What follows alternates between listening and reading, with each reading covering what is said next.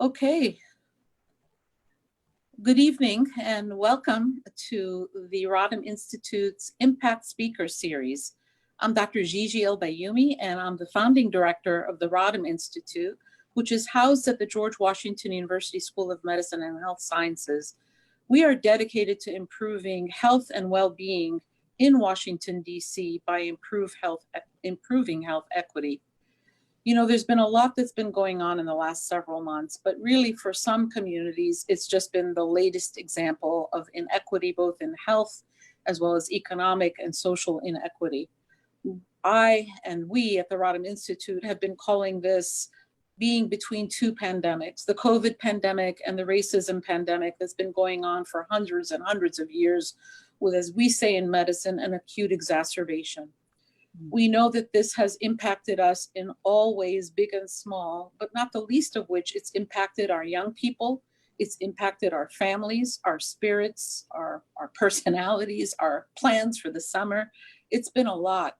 And unfortunately, there's no end in sight. And with some very contentious, what should we say, undermining of the upcoming elections, it just feels like the stress sometimes is too much. But we've got an incredible panel that I'm very happy to introduce with you tonight that will kind of give us some thoughts, some suggestions, and some perspective. Because whenever we're going through a hard time, it's all about your perspective, right? And that's why I think sometimes older people like me have an easier time because we've seen difficulties before and we can pull on those past experiences. And that's what makes it so challenging. So in alphabetical order, let me start off by introducing Dr. Jeff Menzies. He is a friend and a partner of the Rodham Institute. He is a professor at Morgan State. He is an author and he is also a consultant, and he'll tell us exactly for what, because he does so many things. He's got a radio program. Dr. Roger Mitchell is also a dear friend, and he is the chief medical examiner for the District of Columbia. He is also a professor, a clinical professor at George Washington, as well as at Howard University. And last but not least is my latest friend, Ms. Nicole Vick, who is a public health advocate. So good evening to each and every one of you. I'm so happy and delighted that you're able to join us this evening. You know, let's just start off. Let's just do a check-in with each of you. Ms. Nicole, let's start with you. I mean, how are you doing? How are you doing personally, your family? How are you coping? You know, I am stressed, to say the least. I am stressed.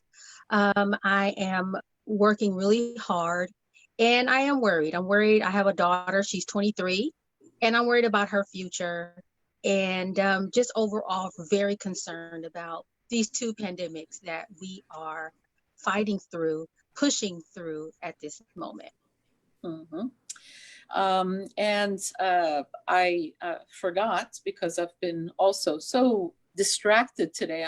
Today has been a day where we're trying to get so many things going for the Rodham Institute. You know, we're distributing food. We've distributed 2,000 meals. We've distributed 2,000 masks. So forgive me, I did not properly introduce Dr. Menzies, who's actually going to be the one that's moderating the panel. So before I turn the moderating over to you, let me check in and see how you're doing yourself. All right, thanks, Gigi. I'm doing pretty good. You know, my family and I were faring well, as can be expected during these times. And I just try to keep at the forefront of my thinking that I'm modeling for my children.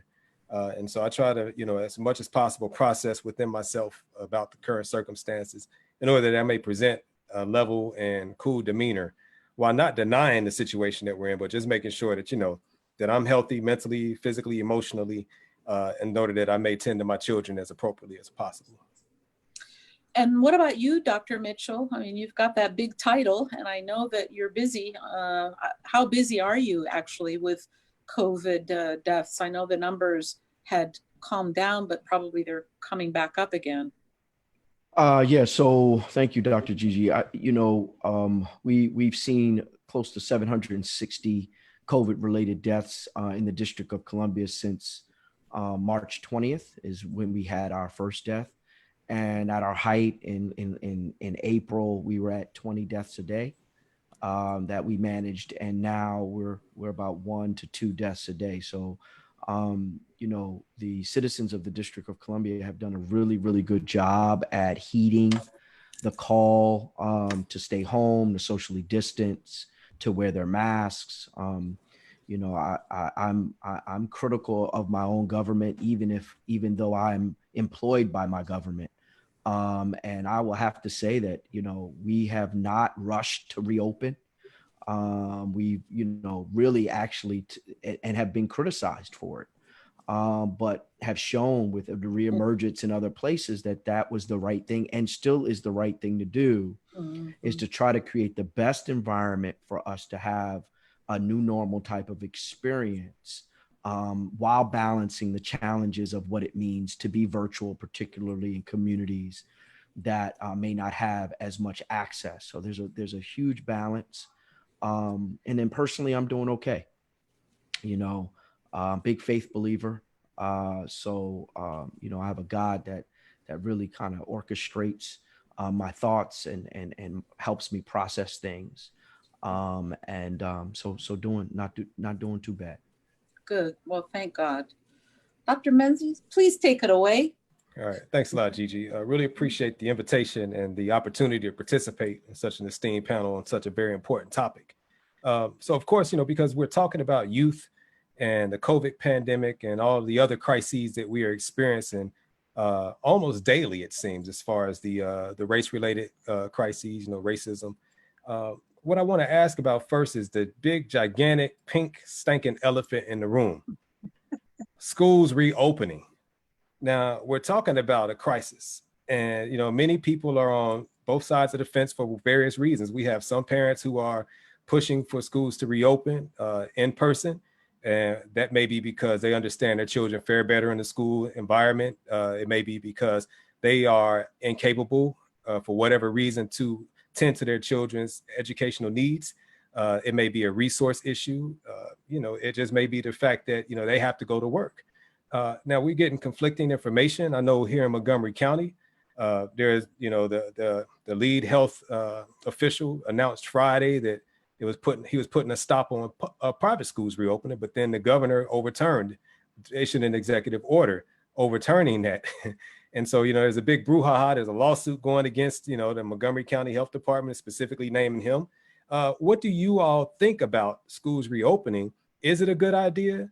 And is it not a good idea? Is it a horrible idea? And what are your reasons for your thinking? Well, we can start with you, Sister Nicole.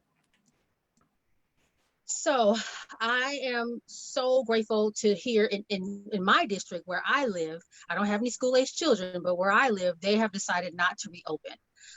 The kids are staying home, but I do also understand, again, something that you talked about, sort of those subtle issues of concern. There are parents that have to go back to work. Where are the children going to go?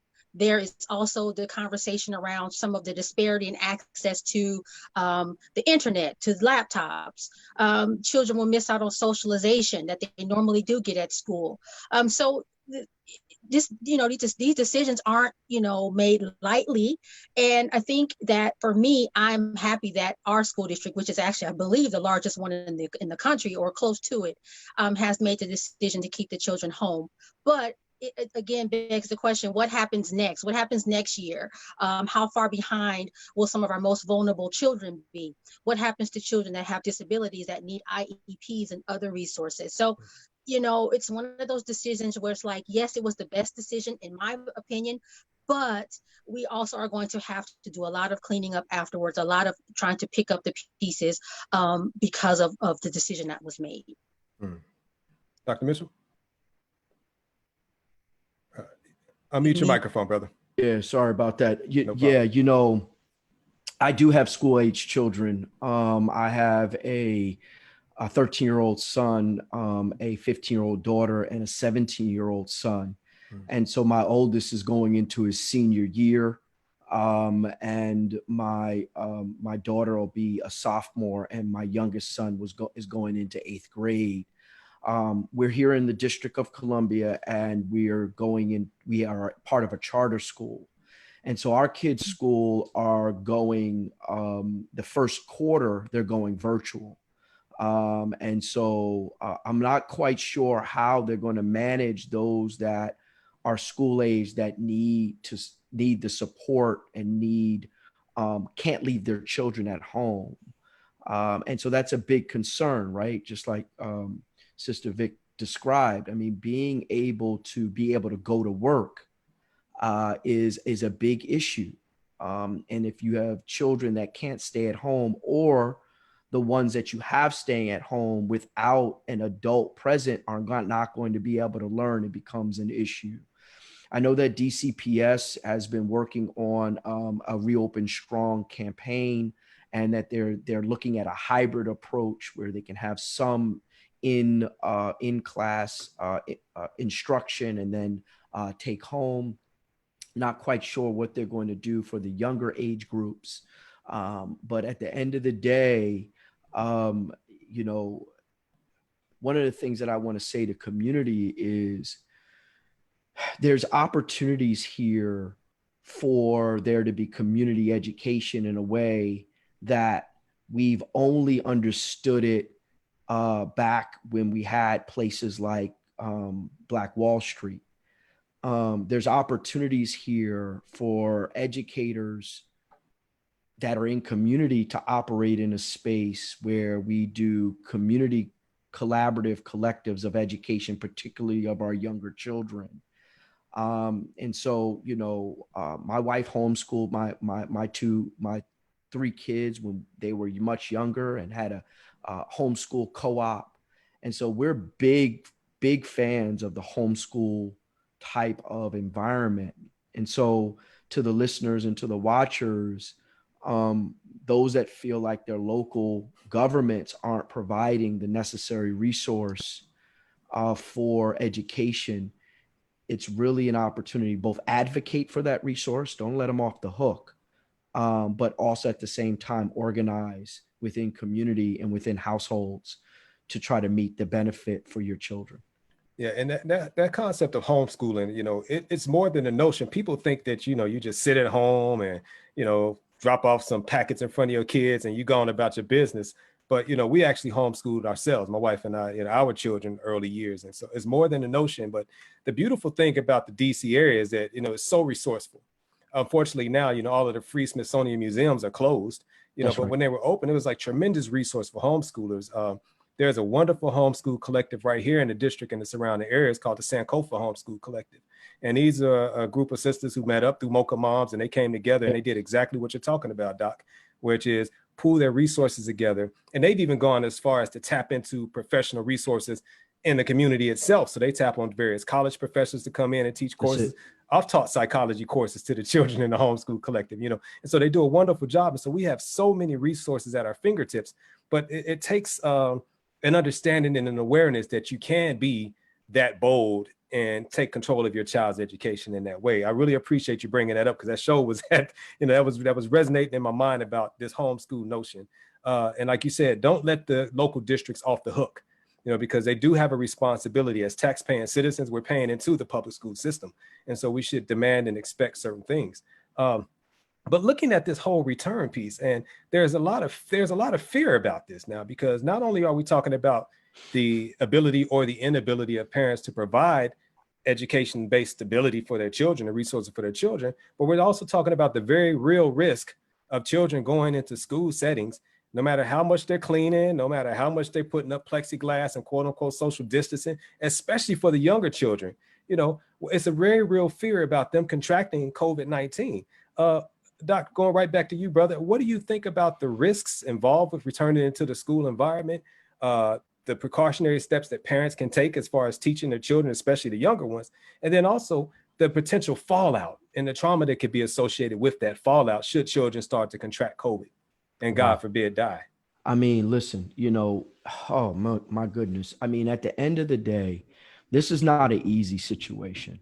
And that's why we really, as government officials or, practitioners and or school officials and families, we really need to gather as much information as possible and communicate with each other about the risk. I know here in DC, reopening schools won't happen until particular criteria are met surrounding community transmission. And so they're identifying a metrics surrounding community transmission that decreases the likelihood of contraction. But you're not going to completely get rid of that possibility. As far as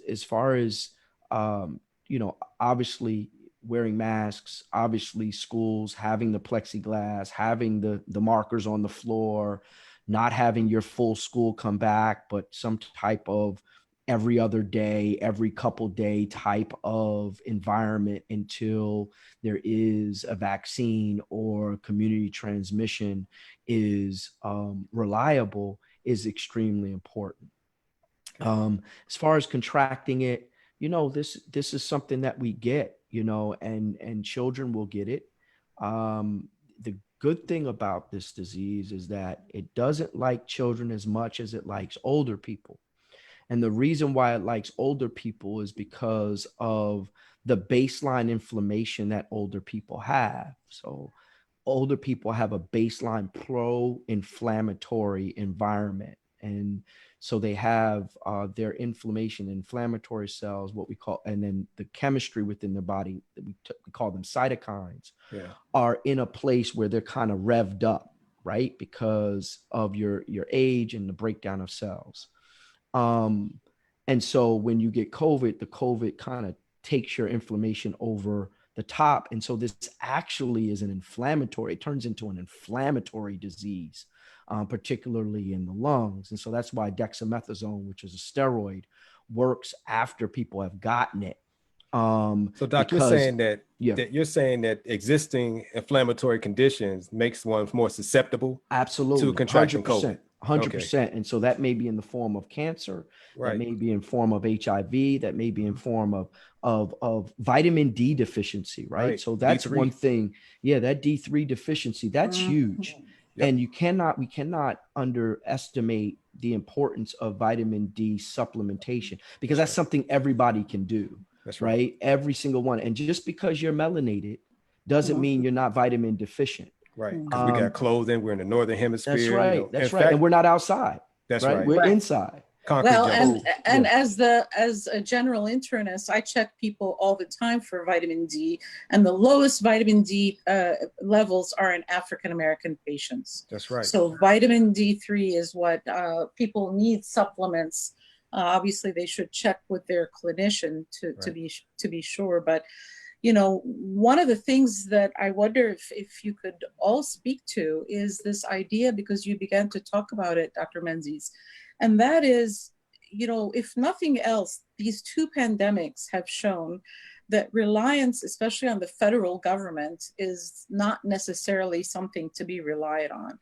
And that really going back to systems of community that were functioning, that were, I believe, purposefully, dismantled and destroyed, are actually models that serve communities of color much, much better, because the talent, the priorities, the interest in the community is there. So I wonder if, that's my question for the panel. And that's also very much akin to the African worldview. Exactly. The whole communal perspective, the unity aspect of it, the I am because we are because I am notion. And it's unfortunate because the dominant worldview in the Western world is the individualistic approach to things. And so we've had to adapt, to the individualistic perspective. And, and some would say that we're so good at almost everything we do, we can out individualize, the individualistic is naturally that. And, to quote the great philosopher, Andre 3000, he says, there's even lower levels you can go. Take some people and put them in the land of snow, which is a metaphor just about how, you can take people out of their natural context, force them to survive in a foreign environment. But their truest sense of survival is going to come from what comes naturally to them. Sister Nicole, what you got to say about that? Because you're a public health advocate. And so you're in the communities. You're working with people on a day-to-day frontline level. Speak to us a bit about this whole notion of communal support and resources. I think it's so very important to everything that we do, And I think that in some ways we have forgotten that in some ways, and it's time now. This particular situation has required us to remember that and to come back to it. You were talking earlier about the students and going back to school, and the one thing I thought about was the teachers.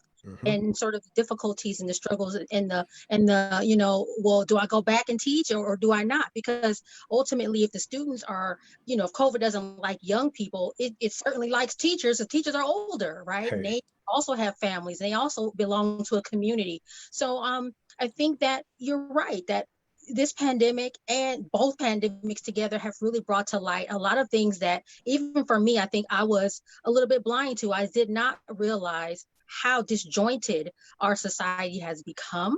And it is time now for us to come back to some of the things that our grandparents and our great grandparents did, some of the practices they had, that sense of community. I grew up with my great grandparents and grandparents. I have photos of them from the 1930s, and all I could see in their photos of people together, doing things together.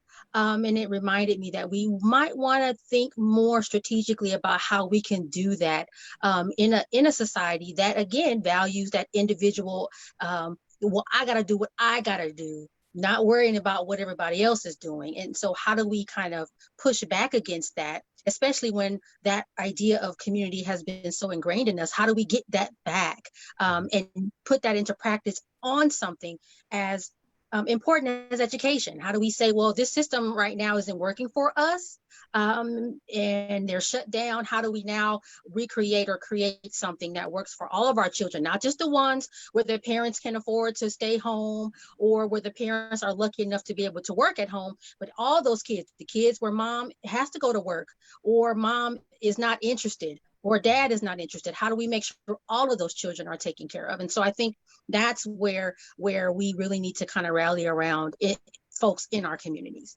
And see, and on the flip side of that, I read an article just the other day. It spoke about how a high rate of transmission is occurring because of family gatherings.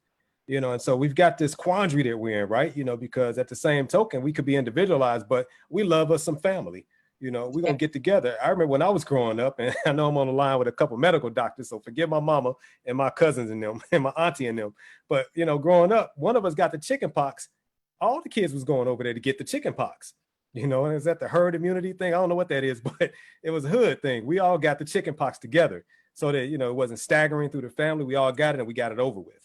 And so, but this thing, COVID, is not the chicken pox. Even though chicken pox can make you susceptible to shingles later in life, COVID is something altogether different. And so we have to really put the brakes on this notion to gather and be with each other. We have to be extra, extra cautious. Now there was a study. Dr. Mitchell, you got something to say on that, brother? Well, I know that when my sister got the chicken pox, my mom made me get in the same bathtub with my sister. Yep. So that I could get the chicken pox. That's right.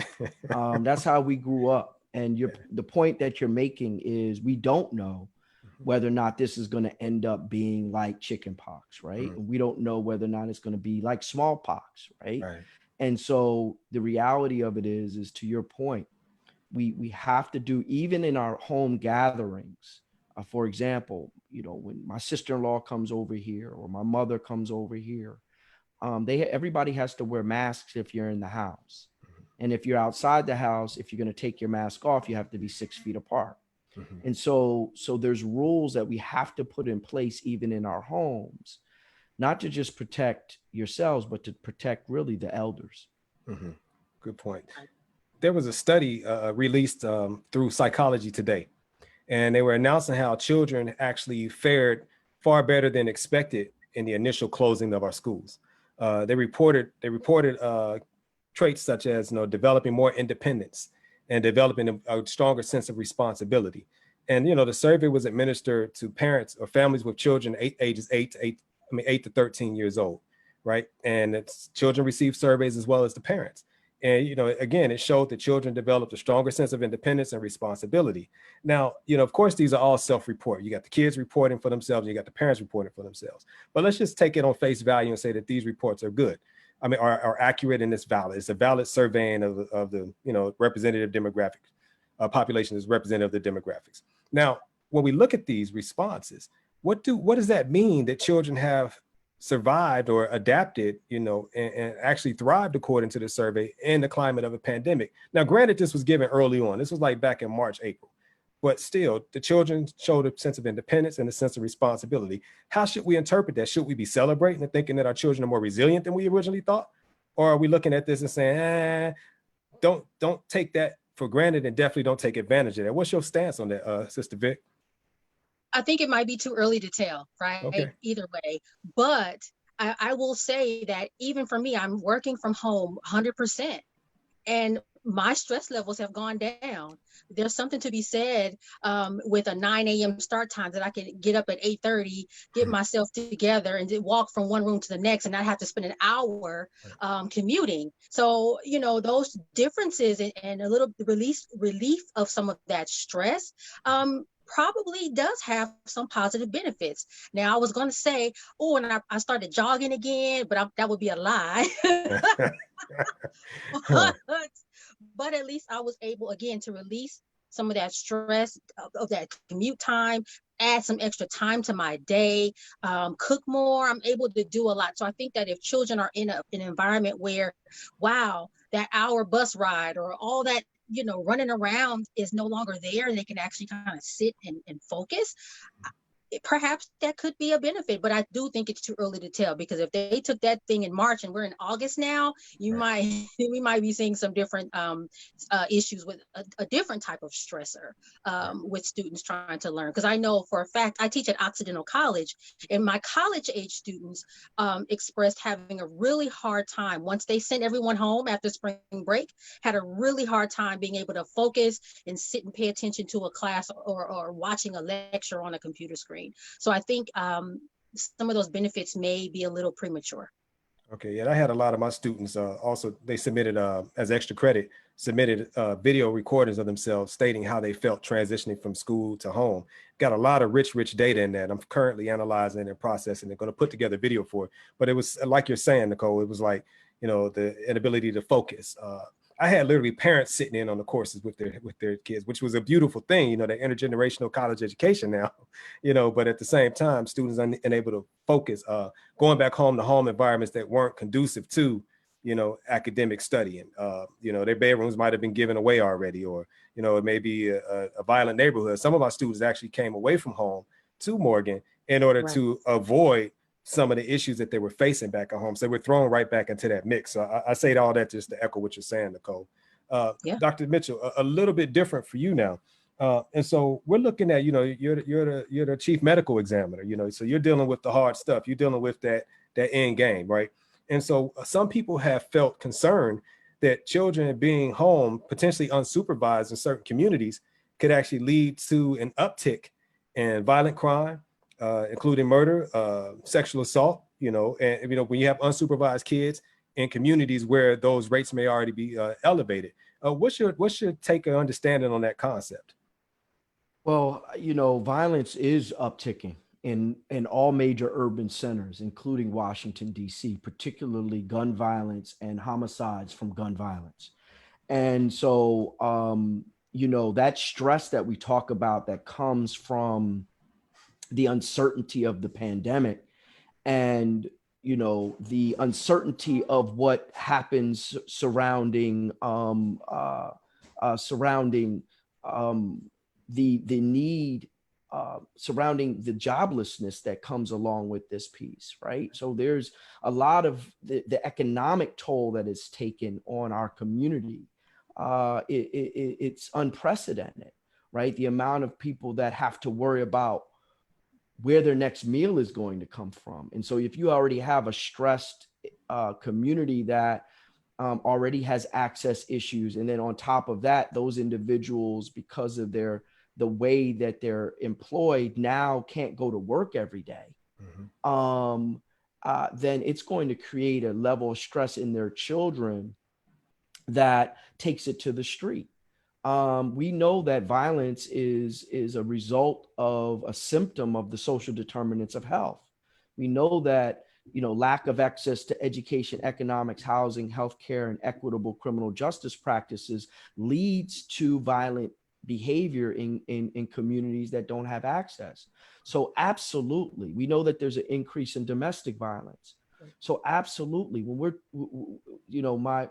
I'm part of the National Medical Association, and my president, our outgoing president, has said this several times, is that, and we've probably heard it in our community, even not from him, that, when white people get a cold, Black people get the flu, right? And so this is that, right? This is, what we see in some communities. There's an uptick in suicides. Mm-hmm. That's not our community. Our community tends to point the gun that way versus point the gun this way, to deal with their stress and their ability to deal with the external forces that cause stress or post-traumatic stress disorder. So, there's a lot of good things that has the potential to come out from this, that we really should never go back to a non-hybrid environment, right? So there should always be an option to work from home, or go to school from home at any age level, access curriculum from any age level. So there should always be that now. For example, my daughter who's 15, she does a better job at home than she does at school. Not from a grade standpoint, because she's always been an A student, but from an emotional, social emotional piece. That social emotional piece, she does better being at the house and then convening on her own terms, right? Mm-hmm. And so we're even talking about, what does college look like for her, right? And we're already saying, okay, well, we know that, wow, this stay at home and you engage on your own terms works well for you. Our college experience has to be like that then. And she's like, yeah, Daddy, that's exactly right. So there are good things that we're going to take from this. And absolutely, our children are always going to be more resilient than we think, right? Yeah. I'm a dad, so I want to protect my children, but they're always going to be more resilient than we think that they are. Right. Yeah. I want to add something about going back to the violence conversation. The other part about that is that some of the programs that we know that are effective in violence prevention don't work right now because of coronavirus, right? So for instance, out here in LA County, we have two programs, Parks After Dark and Summer Night Lights, which literally are keeping the parks open later, turning the lights on, and having programs for young children. Those have been demonstrated to reduce crime in the community surrounding the parks that the programming happens in. We can't do Summer Night Lights or Parks After Dark right now because of COVID-19. So then, we know that there are some issues with the uptake in violence, but we can't even use some of the strategies that we know to be effective to even try to bring those rates down. So we're kind of stuck in this weird sort of situation. Right. So the coronavirus is forcing adaptation on all of us in many ways, because even the evidence-based practices that you all are handling out there in LA, you can't even implement them right now. It's very, very interesting. Well, can I just add to the sister, because she pointed out is that the violence prevention construct and prevention methods are based upon surrogate family structure, right? And so think about that. There's an intimacy that comes with a family, that those are the best programs. The best programs are the ones that you can be intimate. You can, extend the day. You can have additional meals. You can mentor. And so if we can't get close to someone, then the people that need it suffer. I can't imagine if my children didn't have the ability for me to and my wife to love up on them. Mm-hmm. And that's what we're dealing with. Young people that are violent, or they don't have a consistent caring adult. And then those that are consistent caring adults that are not in the household now have to stay away because of the COVID. So to articulate this need for us to make a decision on what types of programmings we're going to now put in their place is extremely important. Very much so. And you're speaking directly to that sense of belonging, that sense of family, that interconnected aspect of life. You know, any healthy form of life needs to be connected with other healthy forms of life. And that's why those programs work so well, as you're saying, Doc. You know, in a second, we're going to switch and pivot and start to focus a little bit more on the other crises, because we've given a lot of, you know, attention to coronavirus and COVID-19. But we definitely did talk about this race-based violence that we're seeing an uptick in, both in rhetoric as well as in, you know, physical manifestation. You know, but before we do that, just one more point on this violence piece in our community. Some have even said that it's the releasing of certain inmates and prisoners back into communities because of the coronavirus that's contributing to that uptick. Now, you know, I haven't ran the numbers to see if there's any direct correlation, but I do know that some people are kind of chatting that on the lower levels. Any of you have any ideas or thoughts or experience? I mean, you out there in LA, Sister Vic, have you seen any correlations in that, or you know of any of that talk? I've heard the conversation, and I believe I saw something written. Someone wrote a piece that said it's actually not true. Okay. But I have heard that people are like, well, you're letting everybody out, and that's what's going on. Right. But I've heard that actually it's the opposite. That's not the reason why we're seeing that. But I don't know for certain. But it is a concern. And I've seen it in Chicago, to where they like highlight certain shootings that have occurred when they've actually apprehended the suspects, and they would show that the suspect was one of the early release people. What you got, Doc? Yeah, I mean, you know, there is some credibility to the fact that some of the bad actors have been bad actors before. And there's credibility to that. But again, that is also in it of itself a symptom of a system, right? And as you attempt to transition us, we're talking really about institutional racism. Yes, sir. And since those that lead to that a criminal behavior in the African American community is truly a symptom of institutional instructional racism. Mm-hmm. That being said, you know, I have to be clear that you are not allowed to walk down the street in our communities with an AK-47 and shoot up the community, right? So when we talk about this conversation about gun violence, Mm-hmm. I have to be balanced to say that we're not going to be able to program you and meet your needs if you're shooting an AK-47 or you're shooting an 11-year-old. Mm-hmm. We're going to have to love you a different way. We're going to have to love you behind bars.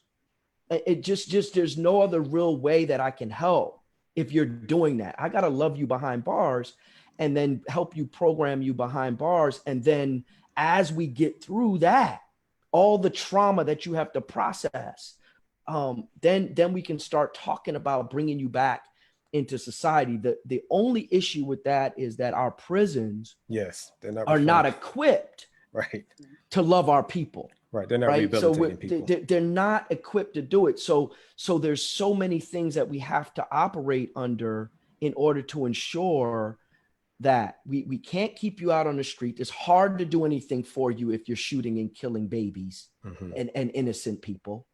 But then our prisons are agents of institutional racism. And so we have to kind of flip and bounce our institutions as well. Mm-hmm.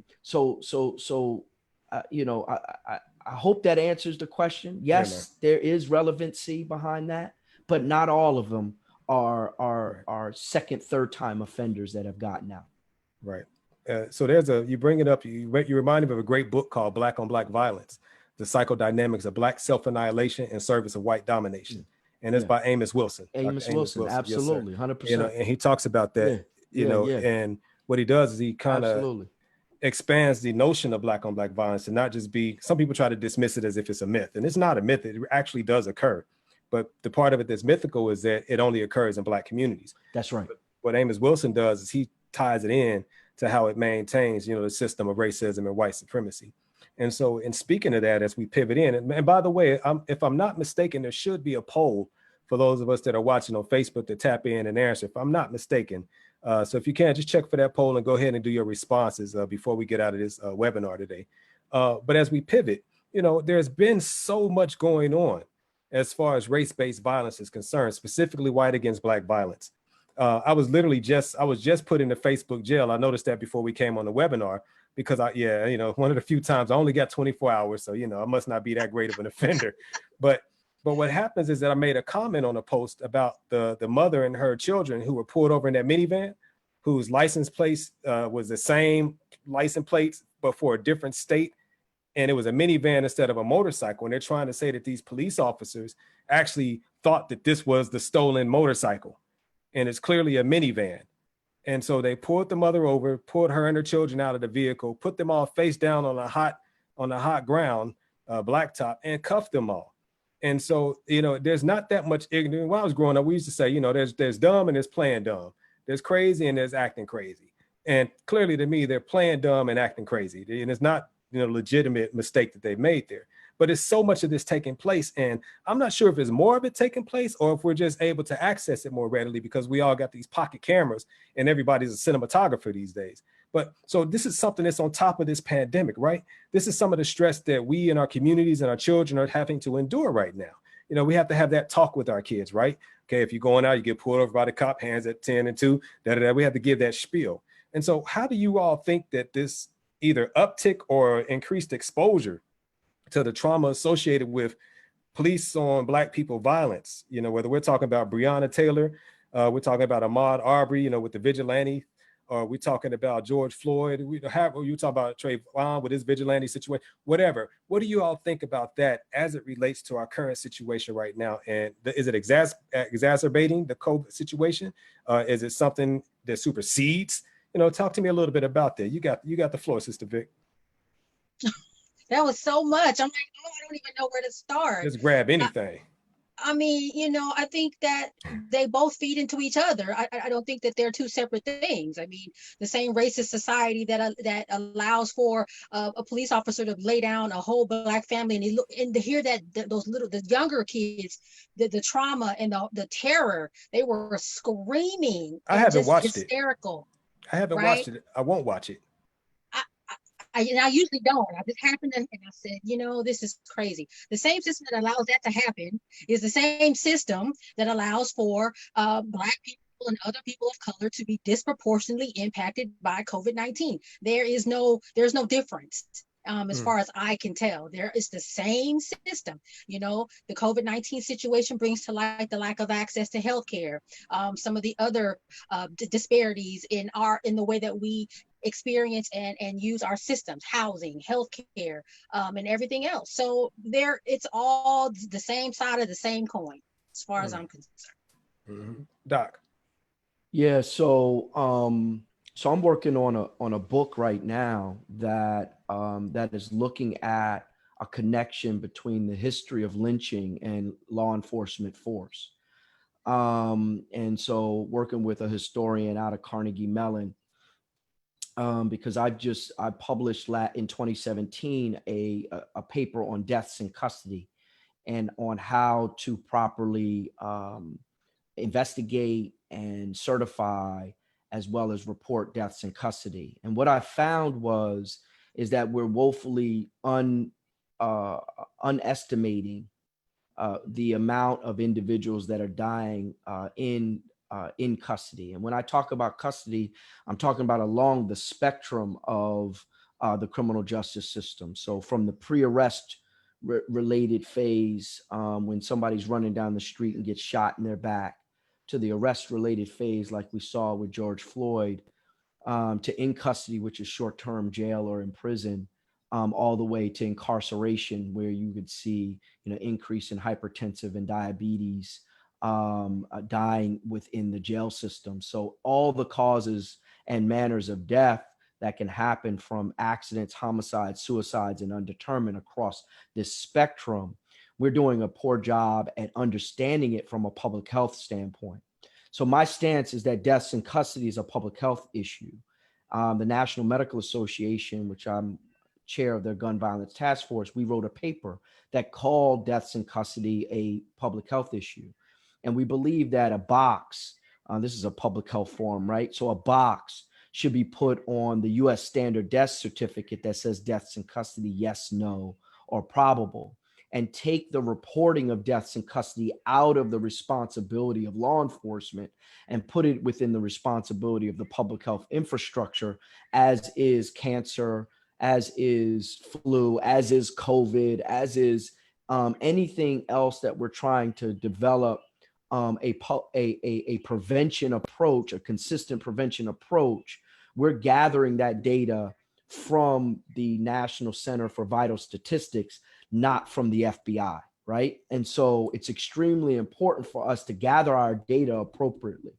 So having said that, from a technical standpoint, we need to understand it and we'll understand our disparity across economic lines. It's across race, you'll see it there, but it's going to be largely across economic lines across this country.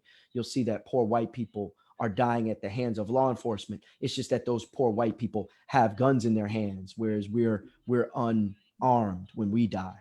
As far as the construct surrounding racism and whether or not we're seeing it more or it's happening more, I think it's probably we're seeing it more than it's happening more. I think that we have the legacy of how you maintain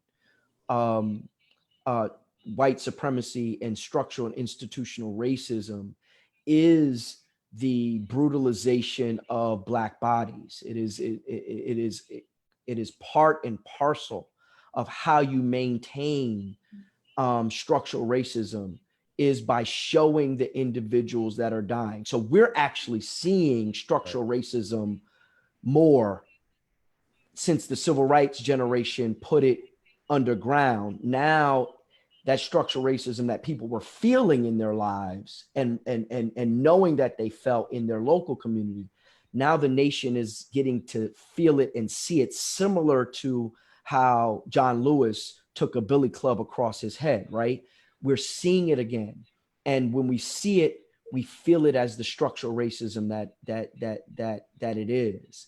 And so just like the Red Summer of 1919 and all the lynchings that happened during the Red Summer, it requires us to elevate the discussion and make it more visible so that we can eradicate it. Coughing is helpful to pneumonia, right? It's because it brings the disease up so that it comes out, right? This is, America is coughing, right? Quite frankly, America might be hemorrhaging, but that being said, that being said, we have a great opportunity in the midst of this disease to find the remedy of it. So I'm not as upset about seeing it because I know it's always there. Mm-hmm. I'm actually happy to see the symptoms come up so that now we know what we need to treat. Now, if we sat around and just, watch the symptoms over and over and over again. So to me, I liken what I would say the excessive amount of videos being circulated and posted, or let me say the number of videos being posted and circulated excessively. I akin that to the postcards of the 20s and the 30s of the lynching victims. And, people saw those postcards in different ways. Some took it as Emmett Till's mom did, open casket so y'all could see the brutality. That's right. And other people were like, yeah, look at this, and celebrating for a job well done. That's right. Two sides that are observing this thing. And so one side is being emboldened by it. And on the flip side of that, I believe that some people are actually being made aware of it. But at the same time, some others are being traumatized by it because it is a traumatic experience to witness these videos. I mean, again, my background's in clinical psychology, and my understanding won't allow me to watch too many of those things. Exactly. I saw the article with the mother and the children. I saw them all face down. I read in it where it said a young girl was screaming. I wouldn't press play.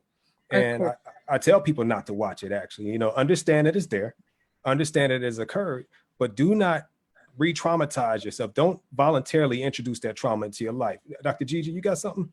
Yes, I got a couple of things. First, I want to just remind everybody, because not everybody knows what the National Medical Association is.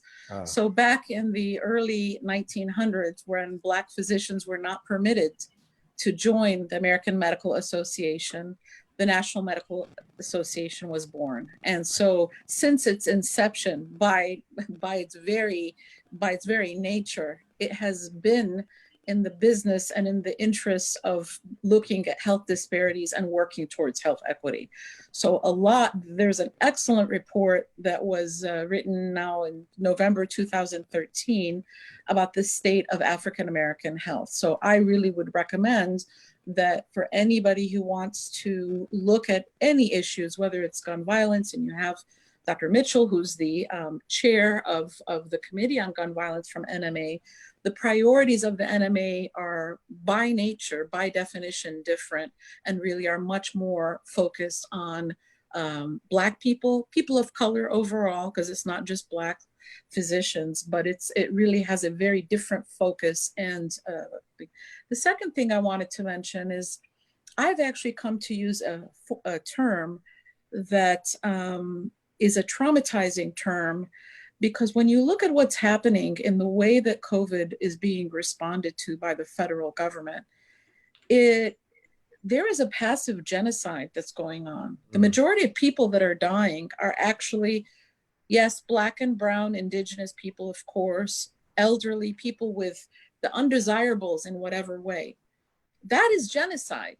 You know, it may not be labeled as it, but when you decide that those people are not worthy of actually, you know, okay, well, some people are going to die, you know, they're going to people that are going to die if we reopen up the economy.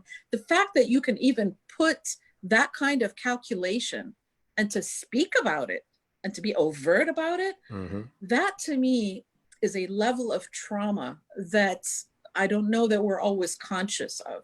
Yes, we can all see and react to, and like you, I don't watch any of those videos because I know myself, I cannot go there.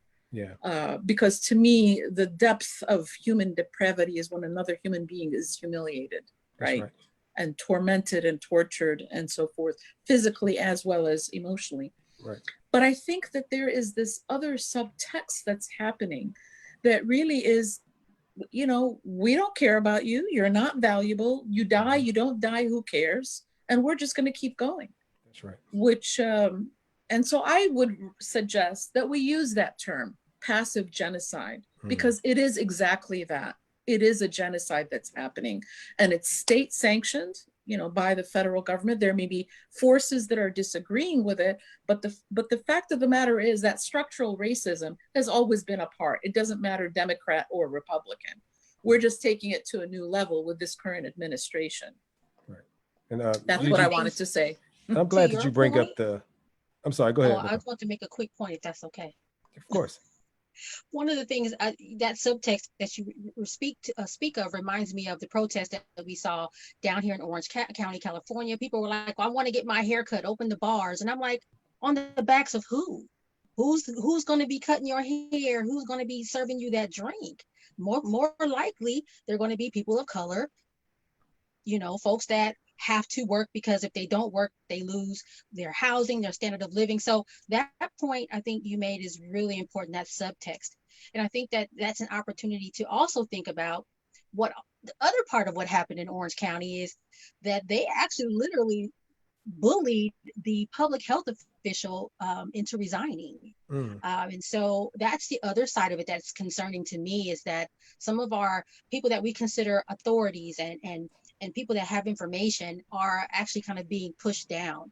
I said to myself, that would never happen in Los Angeles County. We know better, but the director of our public health department got death threats. So that's the other side of it too, that I'm really very, very concerned about, and what our politicians are doing to try to get everybody to do what they're supposed to do to keep this disease down. But that subtext is something that really I saw that it was very frightening to see. Thank you. And we've got a question that's come in from one of our viewers. But before that, I want to say, you know, Gigi, you bring up the NMA and you give a broader explanation of that right in the midst of our discussion about racism and white supremacy. And so shame on me if I didn't acknowledge Dr. Frances Cress-Welsen, who is a medical doc. She's a physician psychiatrist, and she made sure that she presented a paper every year at NMA, coming from the late 60s all the way up until a few years ago to when she transitioned into ancestorship.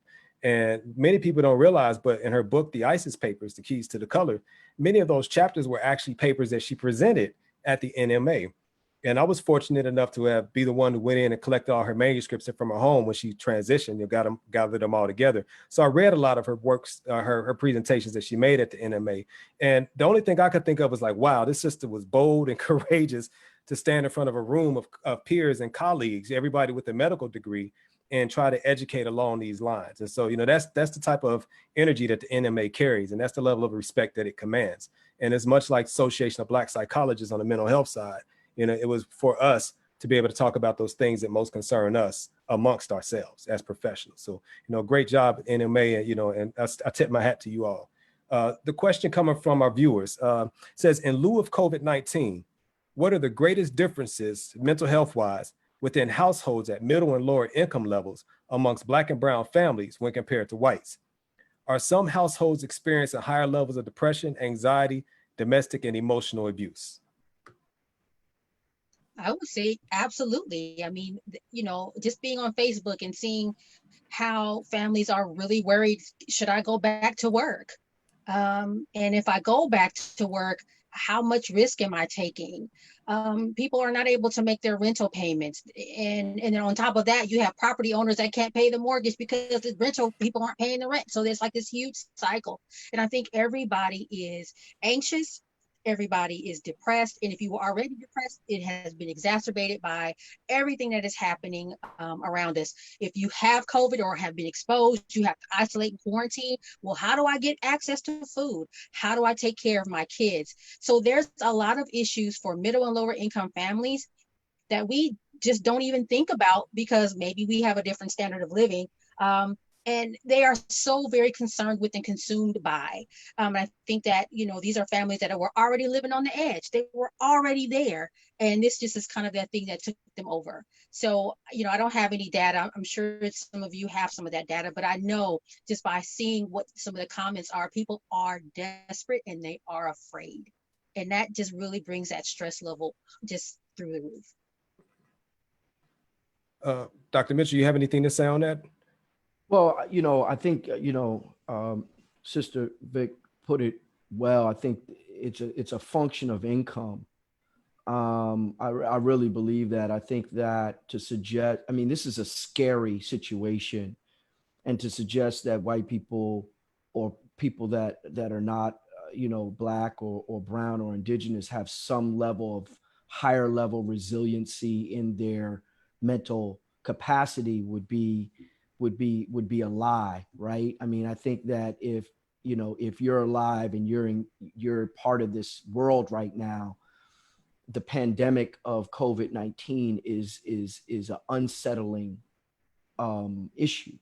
And if you have predisposition to mental health, depression or anxiety, then it's going to be exacerbated no matter who you are. Mm-hmm. And the suicides that we're seeing across the country are not our people primarily. It is white people.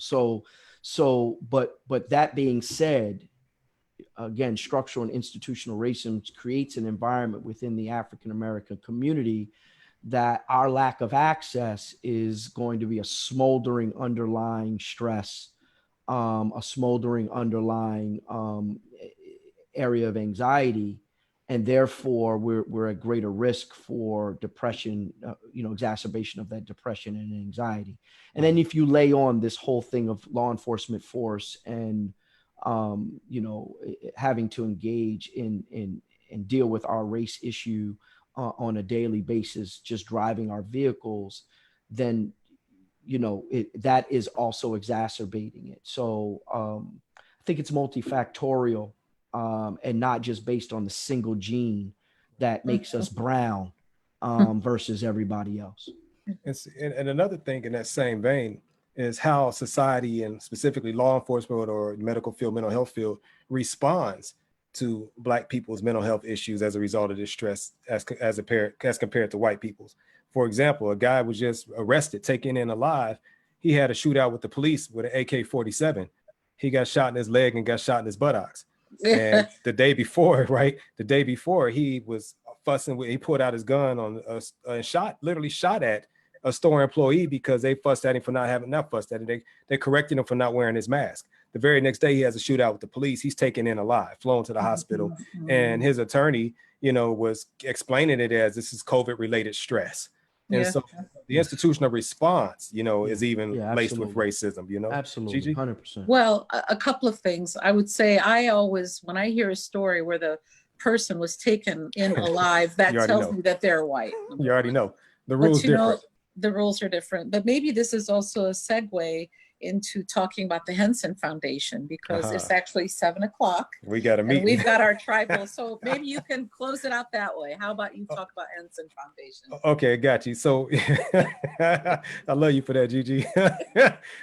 So both Dr. Gigi and I, we sit on the Tribal Advisory Council for the Boris Lawrence Henson Foundation, which was founded by the Taraji P. Henson. She's doing some courageous work, putting a lot of her own personal, financial, as well as celebrity resources behind this foundation, which is designed to provide culturally competent mental health services, to those that are underserved, right?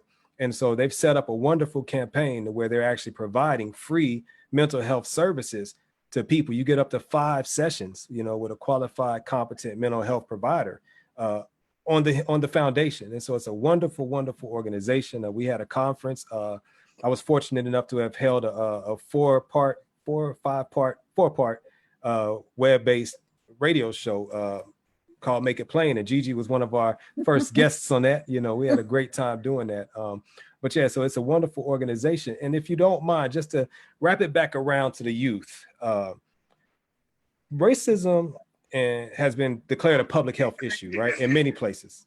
And so with that being the case, wonder why is that the case, and why is it important for our youth to get involved with this type of work and to develop an understanding along these lines? Me personally feel that it helps to protect them mentally and psychologically, and helps them to, stand strong in the face, meaning that they won't get caught off guard and caught by surprise as much, because they'll have a certain level of understanding the system. So Doc, if you don't mind, and then Sister Vic, if you could take that, and then we'll close out officially. I think it's critically important. I think that, understanding of not just Black children or indigenous children, of the importance of understanding racism and structural racism, it becomes important for everyone to understand it. So, they talk about integration versus desegregation. Integration never happened. It was desegregation of our schools. And so integration means that there's a whole new curriculum that has been developed, and all of the kids from kindergarten through are learning a brand new curriculum on what this looks like. And so it's critically important. Yeah. Dr. Mitchell said it best. I think that, we really haven't done the work, but really identifying racism as a public health issue to me means that now we can use some of those public health resources, some of the solutions that we know work, to try to fix this problem. And I always tell people that it's not just about Black people being impacted by racism and us losing out because we've been, sort of pushed down and oppressed. I think everybody loses. I had a neighbor or a colleague, and she came to my house. I live in South Central Los Angeles, 4 blocks from where Nipsey Hussle got shot. That's where I live. She came over and she said, "Oh my goodness, these houses are so nice. I'd never come over here." And I'm like, that's because your culture or your folks taught you that this neighborhood, to avoid it. I said, but look what you're missing out on, all this culture, all of this richness here. So it's not that, we lose out because we've been oppressed. You also lose out. You don't see the value and the beauty of the entire spectrum because you've been taught something just like we have. So I think that when we identify racism as a public health issue, we can begin to fully heal as a country, and we can employ some of those public health strategies that we know work to fix the problem. All right, and as we segue out of here, if you all, because there was a question that came in about resources and strategies that people can employ. So if you could at least give us 2 or 3 practical tips, that people can apply to their lives right now to either address racism and or COVID-19, what would they be? It's funny, I wrote an article for Authority about 5 tips on how to heal this country. And one of them was to learn as much as you can about other cultures, become curious. Second thing I said was open your heart and your mind. And I won't go through all 5, but the last one was don't be silent. When something is not right, and I think John Lewis told us this before he left us, don't just sit by. You got to speak up. We are past the point for the silent majority that just kind of, well, I don't know what to say, or I'm scared, or I'm just going to pretend it didn't happen. We are past that. Okay, so if your auntie got something to say wrong, your cousins, you got to speak up. And I think the last thing I'll say is please become civically engaged. And it's not just about voting. It's about making sure that what you want to get on the ballot gets on the ballot. We wait until the end to vote on something. Who's making the decisions before that? Make sure that you are at the table and not on the menu. Got you. And I'll Dr. stop Mitchell. I mean, she said it. She said it. I mean, educate yourself, though. I mean, I think you need to be educated on the issue. There's so much information out there surrounding institutional structural racism as well as COVID-19. So please educate yourself. And yeah, vote. Yeah, you got to vote. You got to vote. And if I could put in my 2 cents worth, I'm the only person that is not a member of the African diaspora. I'm coming straight from the African continent. Nice. And I would just say to you that are of the African diaspora, remember where you came from. Remember your history, because it is a mighty history, and it's really the beginning of civilization. And that's really what has allowed us to last this long. So we have to always remember, we have to always remember who we are. Yeah.